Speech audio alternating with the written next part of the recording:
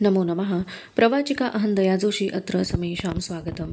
एषा कथा श्रीमान योगी पुस्तकात् उद्धृता अस्ति। तृतीयभागस्य चतुर्थी कथा एषा।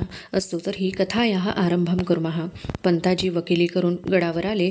सदरेवर सारे सरदार पंताजींनी आणलेली बातमी ऐकण्यास उतावीळ होते. राजांनी विचारले, पंत, खानांनी काय निरोप दिला? राजे, खान आपल्या नजराण्यानं खुश झाले. आपल्या विनंतीनुसार ते जावळीला यायला तयार आहेत, पण येताना ते सडे येणार नाहीत. त्यांच्याबरोबर त्यांची फौज सर्व सरंजामासह येईल. त्यात आम्हाला आनंद आहे. पंत, तुम्ही थकला असाल, विश्रांती घ्या. पंत मुजरा करून गेले. सायंकाळी राजे एकटेच पूर्वेच्या बुरुजावर उभे होते. जावळी खोऱ्यात थंडी उतरू लागली होती. राजांना गारवा जाणवत होता. मानेवरचे केस वाऱ्याने रुळत होते. राजे भान विसरून समोरचे विस्तीर्ण जावळी खोरे निरखित होते. मनात विचारांचे काहूर माजले होते. गडावर रात्र उतरली. चौक्या पहाऱ्यांच्या मशाली फरफरू लागल्या. पाठीमागच्या पावलांच्या आवाजाने राजे भानावर आले. कोण? मी, माणकोजी. काका, काळोखात कशाला आलात? राजे, थंडी उतरते आहे, गार वारा सुटला आहे. अशा वेळी नुसत्या अंगरख्यानं वावरणं बरं नव्हे, म्हणून शाल आणली. शाल कोणी दिली? सदरेवर होती. मनोहारीनं बोलावलं. उगीच राणीसाहेबांनी तिची निवड केली नाही. राजांनी अंगावर शाल घेतली व ते म्हणाले, चल जाऊ आपण. दोघे वाड्यावर आले. रात्रीचे भोजन झाले. राजे आपल्या महालात गेले. एकटेच बैठकीच्या लोडाला टेकून बसले. खूप वेळ तसाच गेला आणि महालात मनोहारीने प्रवेश केला. मनू, का आलीस? राजांनी विचारलं. समयांच्याकडे पाहत मनोहारी म्हणाली, आपली झोपायची वेळ झाली तेव्हा समया शांत करायला. नको, राहू देत. आणि हे बघ, सदरेवर कोणी असेल तर पाठवून दे. तू झोप जा. राजांनी पंतांना बोलवायला सांगितले. पंत आले. राजांनी तानाजीला हाक मारून महालाबाहेर उभे केले. राजांनी महालाचे दार लावून घेतले आणि ते पंताजींना म्हणाले, पंत, बसा, संकोच करू नका, खूप बोलायचं आहे. पंत बसले नाहीत. राजे येरझाऱ्या घालीत होते. एकदम ते थांबले. पंताजींच्याकडे पाहत राजे म्हणाले, पंत, तुम्ही विश्वासाची माणसं, जुनी, राजकारणात पोहोचलेली, म्हणूनच आम्ही ही जबाबदारी तुमच्यावर टाकली. सदरेवर सारे होते म्हणून आम्ही फार विचारलं नाही. घडला तो करीना सांगा, आम्ही ऐकायला आतुर आहोत. पंतांनी प्रतापगड सोडल्यापासून खानाच्या छावणीत प्रवेश केल्यापर्यंतचा सर्व वृत्तांत सांगितला. पंत म्हणाले, राजे, खान धूर्त आहे, बुद्धिमान आहे. जसा शरीरानं बळकट आहे तसाच तो मनानं खंबीर आहे. पण आपला तर्क बरोबर ठरला. आपली भेट उघडताच, ती पाहताच खान बैठकीवरून उतरला. त्या दोन्ही चिजा पाहून त्याचे डोळे विस्फारले. खानाचा लोभी स्वभाव ओळखणं फारसं कठीण नव्हतं. पुढं सांगा. खान जावळीत यायला राजी आहे. त्याचा हेतू? मी गेल्यानंतर खानानं बैठक भरविली. साऱ्यांनी जावळीत जाऊ नये असा सल्ला दिला, पण खानानं ते मानलं नाही. राजे एकटक पंताजींच्याकडे पाहत होते. राजे म्हणाले, पंताजी, हा आमच्या जीवनमरणाचा प्रसंग आहे. तुम्हाला भवानीची शपथ आहे. खानाच्या मनात काय आहे हे आम्हाला खरं सांगा. हे संकट पार पडलं तर राज्याचा कारभार तुमच्यासारख्या विश्वासू माणसाला आम्ही देऊ. पंताजी गोपीनाथांनी शपथ घेतली. ते म्हणाले, राजे, राजकारण अत्यंत सावधतेनं करावं हे उचितच आहे. आपण विश्वास धरावा. आजवर इमानी इतबारे सेवा केली, ती लक्षात घ्यावी.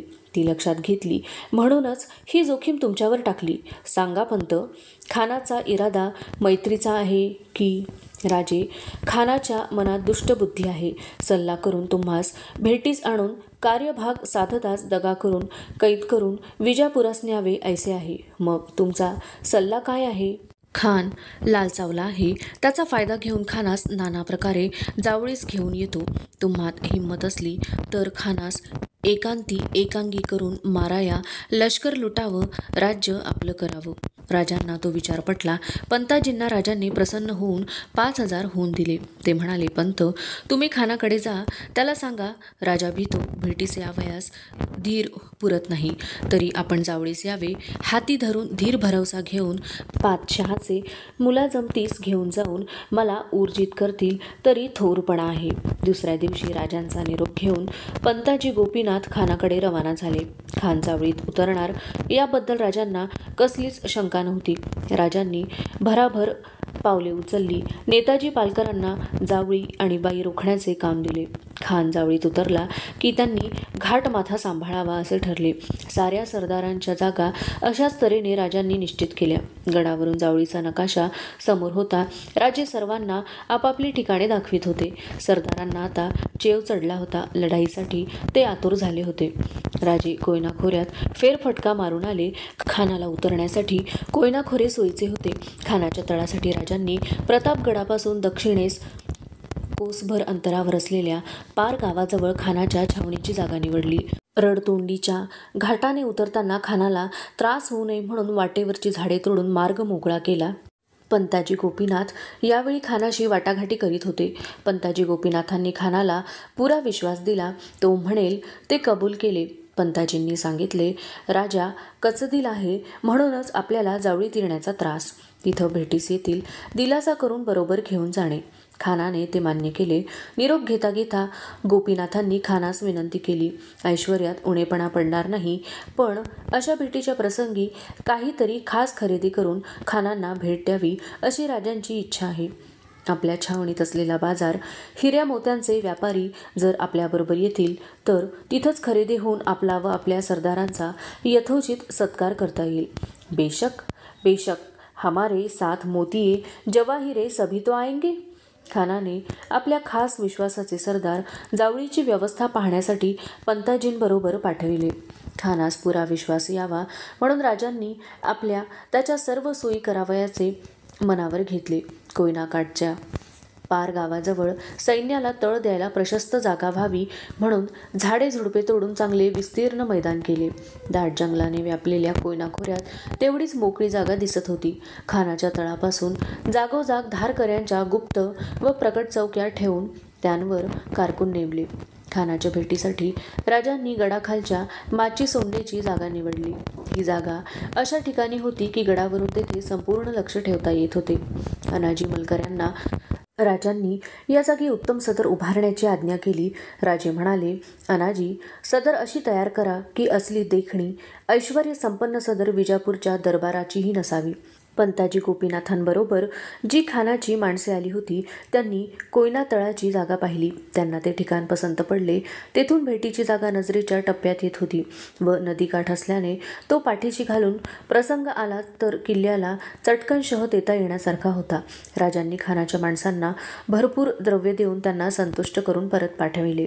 खानाने वाईची छावणी दुभंगली. आपली माणसे निवडली व तळ जावळीला हलवण्याची आज्ञा दिली. खानाचा निम्मा तळ जावळीकडे सरकू लागला. हत्ती तोफांचे गाडे ओढू लागले.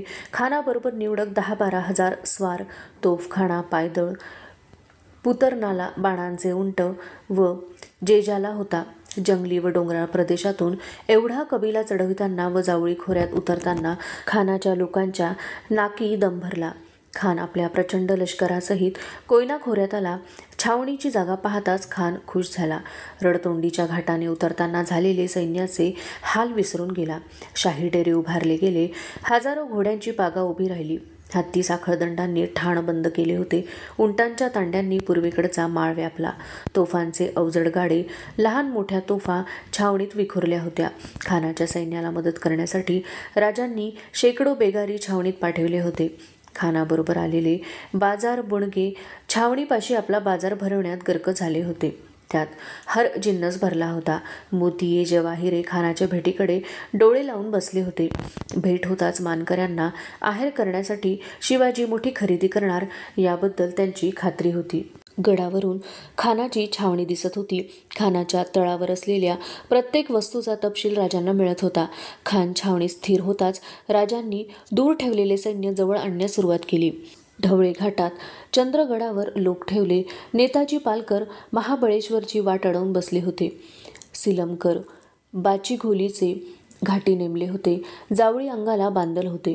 अफजल खानाचे सैन्य चांगलेच कोंडले होते. पण खान निराळाच विचार करीत होता. शिवाजीची भेट घ्यायची जमलं तर शिवाजीला गिरफ्तार करायचं, नाही तर भेटीच्या निमित्तानं एवढी मोठी फौज जावळीत घुसलीच आहे. शिवाजी गडावर गेला तर नुसत्या तोफांच्या माऱ्याने गड जमीनदोस्त करता येईल. शिवाजी जातो कुठं? भेटीच्या अटी ठरवण्यासाठी दोहो बाजूंचे वकील एकमेकांकडे खेपा घालीत होते. भेटीच्या अटी ठरल्या. भेटीसाठी दोघांनी सशस्त्र यावे. सदरेत कोणीही दोहोंपेक्षा अधिक खासबदार शरीररक्षक आणू नयेत. प्रथम खानाने भेटीच्या जागी यावे व राजांची वाट पाहावी. दोघांच्याही रक्षणासाठी आणखीन 10 सैनिक येतील. त्यांनी भेटीच्या जागेपासून बाणांच्या टप्प्यावर उभे राहावे. दोघांच्या भेटी एकांतात व्हाव्या या अटी दोघांनीही मान्य केल्या. 1 दिवस आड करून भेटीचा दिवस ठरला. भेटीच्या आदल्या दिवशी राजे संध्याकाळी भेटीच्या जागेवर गेले. त्यांनी शामियाना निरखला. चारी बाजूंनी दाट रान होते. माथ्यावर गड होता. राजांचा जयपराजय तेथेच निश्चित होणार होता. राजे सारे डोळ्यात साठवून माघारी गेले. राजगडावर जिजाबाईंना कळवण्यासाठी विश्वासू हेर पाठविला होता. राजांच्या जवळ निवडक माणसे होती. साऱ्यांच्या चेहऱ्यांवर उद्या काय होणार याची चिंता होती.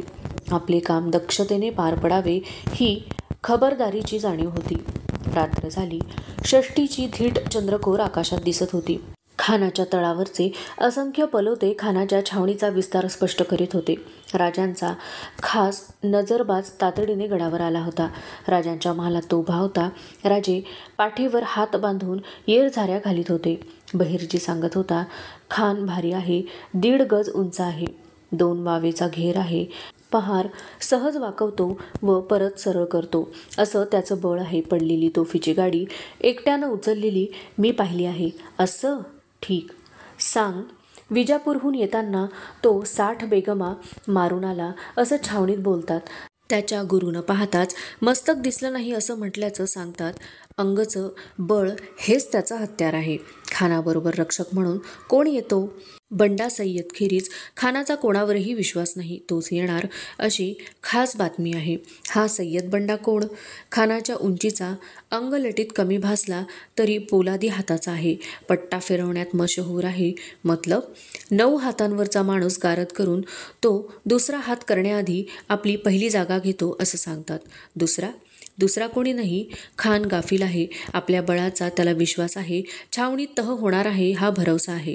खानाच्या तळावर आपल्या माणसांची नजर आहे. 9 हातांवरचा माणूस गारद करतो. राजे पुटपुटले. जी. बहिर्जी उद्गारला. काही नाही बहिर्जी. राजांनी आपल्या हातातील पोहची उतरविली आणि ती बहिर्जीला देते म्हणाले, तुझ्या कामाला तोड नाही. भेटीपर्यंत काही महत्त्वाचं समजलं तर कळविण्यात विलंब करू नको. जा. बहिर्जी मुजरा करून गेला. राजे काही क्षण विचारात होते. दुसऱ्या क्षणी त्यांच्या चेहऱ्यावर स्मित झळकले. राजे गडबडीने सदरेवर आले. नेताजी, बांदल, जेधे हे तर केव्हाच आपल्या जागी गेले होते. उरलेले राजांची आज्ञा ऐकण्यास उतावीळ होते. अत्रे, माणकोजी 10 तोंडे, रांझेकर, सुभानजी इंगळे, येसाजी कंक, तानाजी मालुसरे, संभाजी कावजी असे अनेक वीर राजांच्याकडे पाहत होते. राजे सदरेवर येऊन बैठकीवर बसले. राजांनी विचारले, माणकोजी, काय म्हणतात आमचे वीर? तानाजी म्हणाला, जागला बसून कट्टाळा आला. आता कामगिरी सांगा. तुम्हाला मुद्दाम ठेवून घेतला आहे. तुम्ही आणि तुमच्या मावळ्यांनी उद्या शामियाना राखायचा आहे. दिवस उगवायच्या आत साऱ्यांनी आपापल्या जागा घ्यायच्या. खानाच्या माणसांच्या नजरेत एक माणूस येता कामा नये. खानाचा फडशा पडला की वर आलेला एक माणूस खाली जाता कामा नये. हिरोजी, तानाजी, येसाजी, तुम्ही शामियान्याच्या बाजूला झाडीत आपल्या माणसांसह राहा. या प्रसंगी आमचं लक्ष एका खानावर नाही. नुसता खान गारद होऊन राज्य साधणार नाही. खानानं आणलेली अपार संपत्ती, शामियाने, बाड बिछायत, शेकडो तोफा, हजारो घोडी, उंट, हत्ती सारं आपणाला हवं. त्यानंच आमचं राज्य संपन्न होणार आहे. हातचं काही गमावू नका. राजांचा प्रत्येक शब्द मनात साठविला जात होता. राजांनी विचारले, आम्ही खानाला कसं भेटायला जावं? कृष्णाजी बंककर म्हणाले, राजे, अंगाला सील करा. भेटीच्या अटीनुसार 2च हत्यारबंद नेता येतील. आमच्याबरोबर कोणी यावं? सारे उतावीळ नजरेने राजांच्याकडे पाहत होते. राजे म्हणाले, तुम्हा प्रत्येकाला यावंसं वाटतं हे आम्ही ओळखतो, पण आम्ही आमची माणसं निवडली आहेत. कोण? माणकोजींनी अधीर होऊन विचारले. एक संभाजी कावजी. खानाच्या ताकदीला तोंड देणारा तेवढाच आम्हाला दिसतो. संभाजीची छाती फुगली. राजे म्हणाले, संभाजी, हुरळून जाऊ नका. ताकदीबरोबरच अकलेचंही काम आहे. जे सांगेन ते ध्यानी धर. आणि दुसरा. राजांनी सर्वांवरून नजर फिरवली. त्यांनी विचारले, आमचा जीवा कुठं दिसत नाही? असल खालच्या सदरेवर, माणकोजी उत्तरला. त्याला बोलवा. जीवा महाला आला. राजांनी विचारले, जीवा तू येशील आमच्याबरोबर उद्या? साऱ्यांच्या इतकेच जीवाला आश्चर्य वाटले. तो आनंदून म्हणाला, नशीब माझं थोर. जीवा तयारीनं राहा, सकाळी सर्व सांगेन. राजांनी सर्वांना निरोप दिला. राजे झोपायला गेले. समया शांत करायला मनोहारी गेली तेव्हा राजे शांतपणे झोपी गेले होते. तृतीय भागस्य पंचमी कथा ईशा. राजांना जाग आली. महालात मंद प्रकाश होता. महालाच्या कोपऱ्यात समईच्या 2 ज्योती थरथरत होत्या. पहाटेचा गारवा महालात उतरत होता. राजांनी पांघरूण दूर केले. पलंगावर बसून त्यांनी नित्यस्मरण केले. हात जोडले आणि ते पलंगाखाली उतरले. सज्जापाशी जाऊन त्यांनी दृष्टी टाकली. गडावर काळोख होता. पूर्वेला उजाडल्याची जाग अद्याप नव्हती. राजांनी आवाज देताच हुजरे धावले. मुखमार्जन स्नान आटोपून राजे महालात आले. नित्यपूजेच्या स्फटिक शिवलिंगाची त्यांनी पूजा केली आणि राजे सदरेत आले. आपल्याबरोबरचे 10 रक्षक निवडून बाकीच्यांना त्यांनी वेगवेगळ्या कामगिऱ्या सांगितल्या. गाफील न राहण्याबद्दल आज्ञा दिली. सारे भरल्या मनाने राजांचे रूप निहाळून मुजरा करून पहाटेच्या अंधारात गड उतरले. हळूहळू सारे जावळी खोरे जागे होऊ लागले. पक्ष्यांची किलबिल वाढली. पूर्वेला पांढरी कड धरली. दिवस उगवायचा समय जवळ येत होता. राजे खाशा माणसांच्या बरोबर केदारेश्वराकडे जात होते. राजांनी केदारेश्वराची पूजा केली. तीर्थप्रसाद घेऊन राजे सदरेजवळच्या बुरुजावर उभे राहिले. राजांच्या मस्तकी शिवगंध दिसत होते. कपाळावरून मागे परतविलेले केस मानेवर रुळत होते. कानात चौकडा शोभत होता. राजे मुलूख निहाळीत होते. खानाच्या तळावरून हत्तींचे ओरडणे ऐकू येत होते. कोयनेचे पात्र धवल धुक्याने आच्छादिले होते. डोंगर कपारीवर विरळ धुक्याचे पट्टे कमरबंदासारखे शोभून दिसत होते.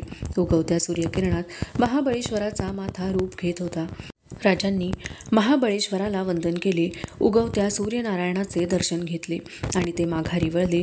गडाच्या सर्व चौक्या पहाऱ्यांची त्यांनी जातीने पाहणी केली. आज्ञेप्रमाणे प्रत्येक तोफेचे दारू सामान दारूखान्यातून आणून तोफांजवळ ठेवले जात होते.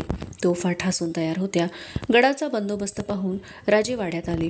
सदरेवर राजांच्या बरोबर जाणारी मंडळी हजर होती. प्रत्येकाच्या चेहऱ्यावर तेज होते. आपापल्या परी आपल्या जोखमीची बजावणी प्रत्येक जण करीत होता. राजे सदरेवर आले. राजे म्हणाले, आम्ही यशस्वी होऊ यात शंका नाही, पण दुर्दैवाने तसं घडलं नाही तर आम्ही गेलो म्हणून धीर सोडू नका. सगळ्यांना सांगितलं तेच तुम्हीही ध्यानी ठेवा. आज ह्या घडीला प्रतापगडापासून सुप्यापर्यंत आमची फौज जंगलराईतून दबा धरून बसली आहे. खानासकट पुऱ्या फौजेचा निकाल लावा. खानाचा बिमोड करून राजगड गाठा. माणकोजी तुमच्यासारख्या मंडळींनी धीर द्यावा. संभाजी बाळांना गादीवर बसवून आम्ही सुरू केलेलं कार्य तडीला न्या. साऱ्यांचे डोळे त्या बोलांनी भरून आले. येसाजी डोळे टिपीत म्हणाला, राजे तुम्ही हाय तर राज्याला सोबा. येसाजी हा विचार सोडा. आपण सारे राज्याशी इमानी. शिवाजी टिकतो की नाही हा प्रश्न नाही. राज्य टिकतं की नाही हा सवाल आहे. राज्य राखलं तर असे 10 शिवाजी येतील. मध्यान्नीचा समय जवळ येत होता. राजांनी पंताजी गोपीनाथांना खानाला आणण्यासाठी रवाना केले. पंत जात असता राजांनी सांगितले, पंताजी खान तहाच्या अटी पाळतो हे पहा. आम्ही भेटल्याखेरीज खानाला नजरेआड करू नका. राजे आपण काळजी करू नये. खानाला एकटा आणून सामोरी उभा करतो. खान धोकेबाज आहे. विश्वासघात करण्यात पटाईत आहे. संधी एकदाच येते. हे न विसरता जे करायचं ते करावं एवढीच विनंती आहे. राजे आता भेट होईल ती खानाच्या बरोबर सांभाळून राहा. राजे पंत काळजी करू नका. राजांनी पंताजींना मिठी मारून निरोप दिला. राजे जीवा महालाला आणि संभाजी कावजीला घेऊन आपल्या महाली गेले. जीवा तुझ्या पुढच्या कामगिरीआधी दुसरी छोटीशी कामगिरी आहे. तुझी कैची आहे ना, जी घेऊन ये. जीवा कैची घेऊन आला. मंचकावर बसत राजांनी सहजपणे सांगितले, जीवा आमची दाढी उतर सहजपणे हाती न यावी एवढी बारीक कर. जीवाने राजांची दाढी उतरविली. गालाबरोबर राहिलेल्या दाढीवर हात फिरवीत राजे म्हणाले, हे छान झालं. आता लक्षात घ्या. राजे म्हणाले, संभाजी जीवा तुम्ही दोघंही शामियान्याच्या आमच्या प्रवेशद्वाराजवळ उभे असणार. तसा काही प्रसंग घडलाच तर जीवा, तू सय्यद बंडाकडे लक्ष ठेव. माझ्याकडे मुळीच लक्ष ठेवायचं नाही, समजलं? जी. आणि संभाजी, तू खानाकडे लक्ष दे. माझ्या मागे मात्र सावलीसारखा राहा. मला डोळ्यांआड करू नको. जी. त्यानंतर राजांनी अन्न नको म्हणू नये म्हणून थोडेसे भोजन केले. मध्यान्नीचा दिवस आला होता. राजे कपडे करण्याच्या तयारीला लागले. महालात राजांनी सांगितलेले सर्व कपडे काढून ठेविले होते. राजांनी प्रथम जरी बख्तर अंगात घातले, त्यावर श्वेत अंगरखा चढविला. डोईला बख्तर घालून त्यावर आपला जिरेटोप चढविला. पायात चोळणा घालून कास कसली. कमरेला जरी दुशीला आवळला. उजव्या हाती बिचवा खोचून राजांनी आपल्या कानातला चौकडा उतरला. भवानी तलवार जीवाच्या हाती देत राजे म्हणाले, प्रसंग पडला तर हाती दे. पलंगावरचे शेवटचे शस्त्र राजांनी उचलले. तीक्ष्ण टोकांनी सजलेले 4 नख्यांचे ते वाघनख राजांनी डाव्या हातात चढविले. वाघनखाच्या कड्या सुवर्णाच्या होत्या. दोन्हींवर तेजस्वी हिरे चमकत होते. मिटलेल्या मुठीवर फक्त अंगठ्या दिसत होत्या. मुठीत वाघनख अंग आवळून बसले होते. तुताऱ्यांचा आवाज झाला. चौघडा झडला. खान भेटीच्या जागी यायला निघाला होता. राजे महालातून बाहेर पडायला निघाले तोच अचानक मनोहरी आली. काही न बोलता तिने राजांच्या पायांवर मस्तक ठेविले. तिच्या मस्तकावरून हात फिरवीत राजे म्हणाले, वेडे, असं करू नको. आम्ही येऊ, खचित येऊ. एवढे बोलून राजे जायला निघाले तोच मनोहरी म्हणाली, महाराज, थोडं तसंच थांबावं. राजे तसेच उभे राहिले. मनोहरी चांदीचे पंचपात्र सामोरे घेऊन आली. राजांनी पाहिले तो त्या पात्रात केशरी पाणी होते. हे काय? पांढऱ्या शुभ्र कपड्यांनी बाहेर पडू नये म्हणतात. केशरी पाणी आहे, शिडकावा करून घ्यावा. मग तूच कर ना. मनोहरी आपल्या उजव्या हाताची 5ही बोटे पंचपात्रात बुडवली आणि तिने राजांच्या अंगरख्यावर बोटांनी केशर पाणी उडवले. राजे हसले आणि चालू लागले. राजे वाड्याबाहेर आले. चौकी पहारेवाले राजांच्या आगमनाबरोबर मुजरे करीत होते. भर उन्हाच्या किरणात राजे केदारेश्वर जवळ जाऊन पोहोचले. केदारेश्वराला वंदन करून राजे बुरुजावरून पाहत होते. खान छावणी सोडून निघाला होता. खान खुशीत होता. साऱ्या छावणीत ती खुशी पसरली होती. आनंदाने छावणीची मेजवानी पार पडली होती. काहींचे जेवण अद्याप व्हावयाचे होते. खान शाही पालखीत येऊन बसला. पालखी उचलली गेली. खानाबरोबर तळपते तेके घेतलेले 1500 स्वार चालू लागले. हे पाहताच पंताजी गोपीनाथ पुढे धावला. खानाला तो आर्जवाने म्हणाला, खान साहेब, अटीप्रमाणे वागायला हवं. 1500 स्वार पाहताच गडाखाली उतरलेला राजा आपली धास्ती खाऊन माघारी जाईल. भेट होणं अशक्य होईल. खान हसला. शक्य झाले तर त्याला स्वार न्यायचे होते. खान म्हणाला, बिलकुल दुरुस्त. कृष्णाजी भास्कराला स्वार माची खालीच ठेवण्याची आज्ञा खानाने केली. खानाची पालखी माचीची टेकडी चढू लागली. खान माचीवर आला. शामियान्यासमोर पालखी ठेवली गेली. खान उतरला.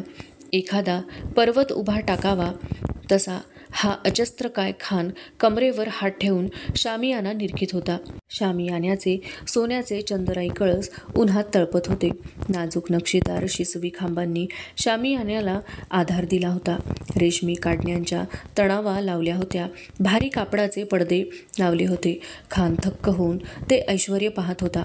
पायांखाली जाड भारी गालिचांची बैठक होती. फितवीला चौफेर कनातीच्या किनखाफी व पडद्यांना मोत्यांच्या झालरी होत्या.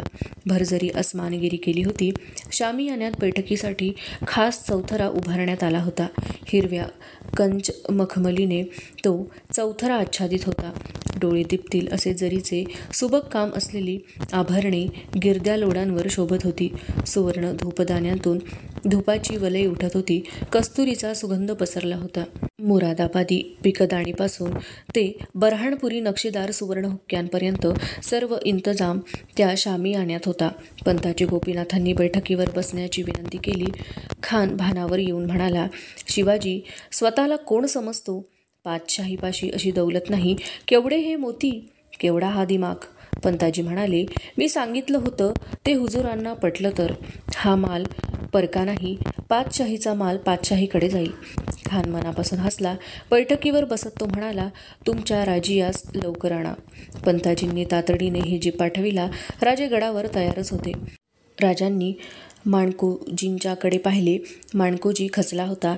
राजांना त्याने ते 6 वर्षांचे असताना पाहिले होते. पोरासारखे राजांवर प्रेम केले होते. राजांची दृष्टी भिडताच म्हाताऱ्याची मान कापू लागली. डोळे भरून आले. राजांनी माणकोजींचे पाय शिवले. ते म्हणाले, माणकोजी, तुम्हाला महाराज साहेब मानीत, तुम्हीच आशीर्वाद द्या. शिवबा म्हणत माणकोजींनी राजांना उठवले आणि मिठी मारली. माणकोजी म्हणाले, राजा, सोनं लुटून ये. राजांनी माणकोजींना सावरले. ते म्हणाले, भवानी आम्हास राखील, आमची चिंता करू नका. काही झालं तरी राज्य विसरू नका. राजांनी तोफेकडे पाहिले. इशारतीची तोफ सज्ज होती. राजांनी जीवाकडून वाघनखी घेतली. मस्तकी लावून डाव्या हाती घालून मूठ मिटली. राजे पायऱ्या उतरू लागले. गडाच्या प्रथम दरवाजात राजांचा घोडा सजून उभा होता. राजांनी आपल्या जीवा संभाजीच्या घोड्यांना शामियान्याजवळ आणून ठेवायला सांगितले. राजे 2 खास रक्षकांसह व 10 जोखीमदारांसह पायीच निघाले. शामियान्याचे अंतर कमी होत होते. शामियाना दिसू लागला. शामियान्याच्या दुसऱ्या बाजूस पाण्याच्या टप्प्यावर खानाचे 10 रक्षक तळपते तेगे घेऊन उभे होते. खानाच्या मेण्याचे 32 भोई एका बाजूला अदबीने खडे होते. राजांचे 10 रक्षक त्याच अंतरावर उभे राहिले. जीवा संभाजीसह राजे शामियान्यात निघाले. कृष्णाजी भास्कर सामोरे आले. राजांनी मुजऱ्याचा स्वीकार केला. राजे पडद्याजवळ गेले. त्यांची नजर आत गेली. राजे तसेच 2 पावले माघारी गेले. पंताजी गोपीनाथ लगबगीने बाहेर आले. राजांनी विचारले, पंत, आत खानाच्या शेजारी कोण आहे? बंडा सय्यद आहे. त्याला ठरल्याप्रमाणे बाहेर जायला सांगा. खानही अस्वस्थ झाला होता. गोपीनाथांनी विनंती करताच खानाच्या चेहऱ्यावर छद्मी हास्य उमटले. त्याने सय्यद बंडाला बाहेर उभे राहण्याची आज्ञा केली. दाराशी जीवा संभाजींना उभे करून राजे कृष्णाजी बरोबर आत प्रवेश करते झाले. खानाचे रूप राजांनी क्षणात हेरले. मोगलाई पगडीवर पाचूंच्या जडावाचे हिरवे गर्द पिंपळपान चमकत होते. चेहऱ्यावर हास्य होते. डोळे राजांच्या वर रोखले होते. धुराचा लोट उठावा तसा खान चौथऱ्यावर उभा राहिला. राजांचा बांधा अमळ ठेंगणा व सडपातळ. खानाच्या तुलनेने ते फारच किरकोळ भासत होते. पंताजी गोपीनाथांनी ओळख करून दिली. विजार मताब हुजूर अफजल खान बाहमदशाही. कृष्णाजी भास्करांनी सांगितले. महाराज शिवाजीराजे भोसले. खानाच्या चेहऱ्यावर हास्य उमटले. तो राजांच्याकडे बोट दाखवून विचारता झाला, शिवाजी शिवाजी म्हणतात तो हाच काय? दोन्ही वकिलांनी माना हलविल्या. राजांनी निर्भयपणे खानाकडे पाहिले आणि राजांचा कणखर आवाज उमटला, खान खान म्हणतात तो हाच काय? दोन्ही वकिलांनी आश्चर्यचकित होऊन कळायच्या आत होकारार्थी माना डोलविल्या आणि अदबीने ते मागे सरले. शामियानाच्या खास चौकात फक्त दोघे उरले. खानाने आपले विशाल बाहू पसरले आणि तो म्हणाला, आवो राजे. राजे धीम्या पावलांनी चौथरा चढून गेले. त्यांनी जगदंबेचे स्मरण केले आणि अफजलचे हात राजांच्या पाठीवर पडले. शिवाजीराजांनी खानाच्या उजव्या छातीवर मस्तक ठेवले. खानाचे बळ वाढत होते. खान हसला आणि त्याने राजांचे मस्तक डाव्या बाजूला घेतले. खान राजांचे मस्तक काखेकडे नेऊ पाहत होता. खानाच्या चेहऱ्यावर विजयाचे हसू उमटले होते. तोच ते हास्य विरले. डोळे विस्फारले गेले. तीव्र वेदना मुखावर प्रगटली. खानाच्या वेदनेसह त्याचा संताप उसळला. त्याने जमदाड उपसली आणि राजांच्या पाठीत खुपसली, पण ती जरी कुडत्यावरून अंगरखा फाडीत सरकली. राजांनी त्याच क्षणी बिचवा उपसून खानाच्या उजव्या बाजूत भोकसला. सर्व ताकदीने बिचवा आडवा ओढला. खान त्या वाराने मागे कलला. खानाच्या पकडीतून सुटका करून घेत राजांनी चौथऱ्याखाली उडी मारली. तोच संतापाने बेभान झालेल्या खानाचा दुसरा वार राजांच्या मस्तकावर झाला. जिरेटोप तुटून आतले जरी बख्तर फुटून त्या वाराने राजांच्या टाळूवर निसटती जखम झाली. सुन्न झालेले राजे स्वतःला सावरीत असतानाच खान ओरडला, दगा दगा. शामियान्यात सर्व लक्ष केंद्रित करून दाराशी उभे असलेले संभाजी कावजी व जीवा आत घुसले. जीवाने पाहिले तो बधीर झालेले राजे शामियान्यात उभे होते. दुसऱ्या दरवाजाने बंडा सय्यद पट्टा चढवून पुढे सरकत होता. क्षणाचाही अवधी न घेता जीवा महालाने बैठक घेतली. शिवाजीवर लक्ष ठेवून येणाऱ्या सय्यदचे लक्ष पळभरच हाताखाली पोहोचलेल्या जीवाकडे नव्हते. राजांच्यापासून अगदी नजीक पट्टा आला असता जीवाने तो हात आपल्या तलवारीने कलम केला. सय्यदचा हात पट्ट्यासह तुटला. सय्यदची किंकाळी घुमली. आश्चर्यचकित झालेला सय्यद कुठून वार आला हे पाहत असतानाच जीवाने दुसरा वार केला. सय्यद कोसळला. संभाजी खानाकडे बघत होता. रक्तबंबाळ झालेला खान दुशेल्याने पोट बांधून दिसेल त्याचा आधार घेत रक्तसांडी शामियानाच्या बाहेर जात होता. झोकांड्या देत त्याने पालखी गाठली. भोयांनी ती उचलीपर्यंत संभाजी धावला. कसलाही विचार न करता त्याने भोयांचे पाय तोडले. पालखी पडली आणि संभाजीची तलवार खानाच्या छातीत घुसली. झाडीत लपलेले सारे वीर एकदम तुटून पडले. एकच चकमक सुरू झाली. भानावर आलेले राजे त्वरित शामियानाच्या बाहेर पडले. जीवाने भवानी तलवार राजांच्या हाती दिली. राजांनी घोडे गाठले. राजे स्वार झाले. तोच कृष्णाजी भास्कर तळपत्या तलवारीनिशी धावत आला. तो ओरडला, राजे घात केलात. कृष्णाजीने केलेला वार राजांनी तलवारीवर झेलला. प्रत्येक क्षणाला किंमत होती. राजे ओरडले, पंत तुम्ही जा. संतापाने बेभान झालेल्या कृष्णाजी भास्कराने दुसरा वार उचलला. राजांचा नाईलाज झाला. त्यांनी बसल्या घोड्यावरून कृष्णाजीवर वार केला. कृष्णाजी गतप्राण होऊन कोसळले. सगळीकडे चकमक झडत होती. राजांनी पाहिले जीवा राजांच्या पाठोपाठ स्वार झाला होता. पण संभाजी कावजीचा कोठे पत्ता नव्हता. तोच संभाजी कावजी दिसला. शामियानाच्या उजव्या बाजूने संभाजी येत होता. उजव्या हातात खानाचे मस्तक होते. संभाजी स्वार होताच राजांनी टाच मारली. भरधाव वेगाने तिन्ही घोडी गडाकडे उधळली. सारे डोळ्यात प्राण आणून गडावरून पाहत होते. गडाच्या प्रथम दरवाजापाशी राजे पायउतार झाले आणि पायऱ्यांवरून ते धावत सुटले. प्रथम दरवाजात येताच त्यांनी खुणेचा कर्णा वाजवायला सांगितला. सारे विस्फारित नेत्रांनी राजांच्याकडे पाहत होते. पांढरा शुभ्र अंगरखा पाठीवरून फाटून त्याच्या दशा वाऱ्यावर उडत होत्या. समोरची बाजू रक्ताने भरली होती. मस्तकावर केस विस्कळीत झाले होते. राजे ओरडले, पाहता काय, इशारीचा कर्णा वाजवा. क्षणात दरवाजा बंद झाला. कर्णा वाजला. राजे तडक पायऱ्या चढत होते. राजे आत येताच प्रत्येक दरवाजा बंद होत होता. राजेवरच्या दरवाजाशी आले तोच गडावर तोफ झाली. सारा आसमंत त्या आवाजाने हादरला. राजे गडावर आले. जावळीतून हर हर महादेवची गर्जना उठली. राजे सदरेवरच्या दरवाजापाशी आले. माणकोजी थरथरच सामोरे आले. नाना अशुभ कल्पनांनी त्यांचे मन पेटले होते. रक्ताने माखलेले राजे त्यांनी गडावरून पाहिले होते. राजांना हात देण्यासाठी माणकोजी पुढे झाले. काळजीने भान हरपून निघालेले माणकोजी पाहताच राजे त्यांना मिठी मारीत म्हणाले, माणकोजी, आम्हाला काही झालं नाही. आमची फत्ते झाली. खान मारला गेला. राजे तडक केदारेश्वरजवळ आले. त्यांनी मंदिरात प्रवेश केला. त्याचवेळी देवाजवळ धरणे धरून बसलेली मनोहारी तोफेच्या आवाजाने आनंदाने बाहेर यायला निघाली होती. तिचे लक्ष राजांच्याकडे गेले. रक्ताने माखलेले बोडके डोके पाहताच तिला धक्का बसला.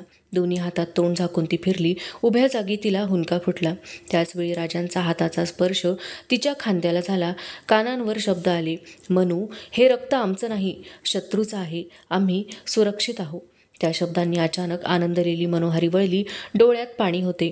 चेहऱ्यावर आनंद होता. ओठांवर हसू उमटत होते. राजे म्हणाले, एकाच वेळी डोळ्यात पाणी आणि ओठांवर हसू, असं रूप चुकूनही पाहायला सापडायचं नाही. केदारेश्वराला वंदन करून राजे तटावर आले. प्रतापगडाच्या तोफेबरोबर साऱ्या गडांच्या तोफा डागल्या जात होत्या. राजांच्या राज्यात इशारत पसरत होती. राजे बेभान होऊन गडावरून कोयनाखोरे पाहत होते. ते पाहत असताना मागे उभे राहिलेले माणकोजी म्हणाले, राजे, आता चिंता कसली? मस्तकावर जखम झाली आहे. त्यावर उपचार झाल्याविना आपण इथे उभे राहिलात तर मासाहेबांचा दोष या पिकल्या पानांवर पडेल. आता आपण सत्वर महाली जाऊन पोशाख बदलून घ्यावा. राजांनी माणकोजींच्याकडे पाहिले आणि काहीही न बोलता ते वाड्याकडे चालू लागले. माणकोजी उभ्या जागेवरून खानाचा तळ पाहत होते. खानाचा तळ पुरा गाफील होता. खान भेटीसाठी रवाना झाला तरी खानाची छावणी जेवली नव्हती. सकाळपासून थंडावलेली छावणी नुकती कुठे तापत होती. हत्ती ठाण्यावर झुलत होते. उंटमाळ उग्रवासाने दरवळत होती. खानाचे सरदार 2 प्रहरची विश्रांती घेण्याच्या विचारात होते. तोच गडावरून तोफ झाली. भेटीच्या सन्मानार्थ तोफ झाली असे समजून छावणी निर्धास्त झाली. निश्वास पार पडले. तोच छावणीभोवती नवी सृष्टी निर्माण झाली. आजूबाजूच्या रानावनातून हर हर महादेवची गर्जना उठली. थोड्या वेळापूर्वी पक्ष्यांच्या आवाजांनी किलबिलणारी हिरव्यागार वनश्रीने नटलेली सृष्टी काळालाही न जुमानणाऱ्या शूर शिपायांनी गजबजून उठली. जिकडे पाहावे तिकडून शिवाजीचे लोक उतरत होते. सर्रास कापाकापी सुरू झाली. बाजी सर्जेरावांनी तर पराक्रमाची शर्थ केली. माझी खाली थांबलेले हत्यारबंद 1,500 सैनिक केव्हाच कापले गेले होते. जेधे बांदलांनी पार घाटाचे लष्कर मोडले. मोरोपंतांनी त्यांना साथ दिली. सर्व रानभर एकच गोंधळ माजला. महाराजांच्या सेनेने व गाववाल्यांनी लोकांनी एक होऊन एकच किलकारी करून दिली. साऱ्या वाटा झाडे तोडून अडवल्या गेल्या होत्या. शिवाजी राजांचे लोक अखंड उतरत होते. कोणी हत्यार घ्यावे, कोणी घोडे धरावे, कोणी भारी माल कब्जात घ्यावा अशी सुरुवात झाली. हत्यार धरील त्याला जीवे मारले जात होते. अफजल खानाचा फर्जंद फाजल खान लष्करात होता. तो मोठ्या मुश्किलीने पळून गेला म्हणून वाचला. अफजलचे दोघे पुत्र मात्र कैद झाले. काही प्रहरांपूर्वी ऐश्वर्यात तळपणारी छावणी आता प्रेतांच्या खचात आणि जखमींच्या आक्रोशात विखुरली गेली. भालाभर सूर्य असता खानाची पाराची छावणी पुरी गारत झाली आणि विजयाची वार्ता देण्यासाठी स्वार गडाकडे दौडला. राजे कपडे बदलून सदरेवरच्या बुरुजावर उभे होते. गडाच्या दरवाजाशी स्वार येत होता. खालच्या टप्प्यावर स्वार असताच अधीर झालेले राजे ओरडले, "अरे सांग, काय झालं?" आनंदाने स्वार मुजरा करून ओरडला, "आपली फत्ते झाली महाराज." राजे आनंदाने माघारी वळले. गडावर आनंद मावत नव्हता. त्याचवेळी वाई, सुपे, शिरवळ, सासवड या सर्व ठिकाणी खानाच्या सैन्यावर मराठी सेना तुटून पडली होती. राजे सदरेवर आले. खानाचे मस्तक सारे पाहत होते. राजे संभाजी कावजीला म्हणाले, "संभाजी, अरे आम्ही तुला आधीच सांगितलं होतं की बळापेक्षा बुद्धी वापर. मी सांगेन तेवढंच कर. या जीवानं बघ, सांगितलं तेवढं काम कसं चोख पार पाडलं. खानाच्या वारानं आमच्या मस्तकावर जखम झाली होती. आम्ही थोडे बेसावध होतो, पण जीवानं आमच्याकडे मुळीच लक्ष दिलं नाही. त्यानं लक्ष ठेवलं सय्यद बंडावर.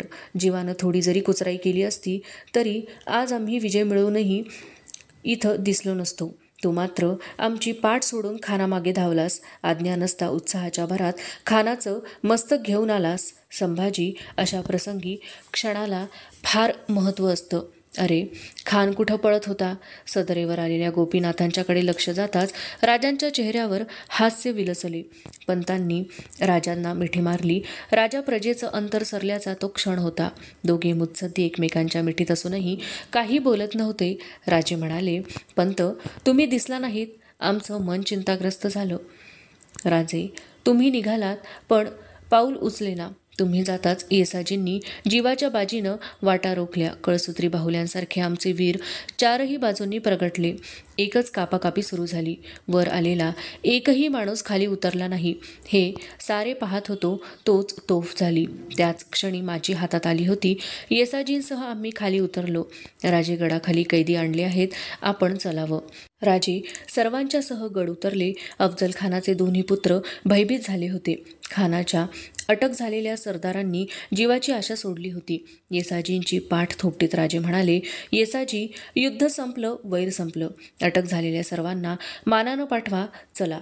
मशाली पेटविल्या गेल्या. माचीपर्यंत राजे गेले. जखमींना पाहिले. लढाईत कामी आलेले वीर शेल्याखाली झाकून ठेविले होते. राजांचे पाय तेथे अडखळले. दीर्घ निश्वास सोडून राजे गडावर परत आले. गडावर खानाचा मुर्दा आणला होता. तो पाहताच राजे म्हणाले, "ज्या म्लेच्छानं आमच्या कुलदैवतास उपद्रव केला त्या या म्लेच्छाचं मस्तक माँसाहेबांना पाहण्यासाठी पाठवा. राजगडाच्या वेशीत त्या मस्तकाला जागा द्या. जिथे खान पडला, बंडा सय्यद पडला, त्या जागी या विजापूरच्या सेनापतीचं यथोचित दफन करा." झोप केव्हाच उडून गेली होती. पारावरचे मावळे विजय संपादन करून राजांचं कौतुक ऐकायला गडावर येत होते. नेहमी सूर्यास्ताबरोबर बंद होणारे दरवाजे सताड मोकळे होते. यात्रेच्या दिवशी दिसणाऱ्या भक्तांच्या वर्दळीप्रमाणे गड गजबजून गेला होता. डोक्यावर सप्तमीचे पिठोर चांदणे फाकले होते. पार तळापासून गडापर्यंत मशालींची रांग लागली होती. साऱ्या जावळी खोऱ्यात दीपोत्सव केल्याचा भास होत होता. मध्यरात्रीच्या आधीच वाई फत्ते झाल्याची बातमी गडावर आली. जिजाबाईंना दाखवण्यासाठी खानाचे मस्तक घेऊन जीवामहाला राजगडाच्या वाटेला लागला होता.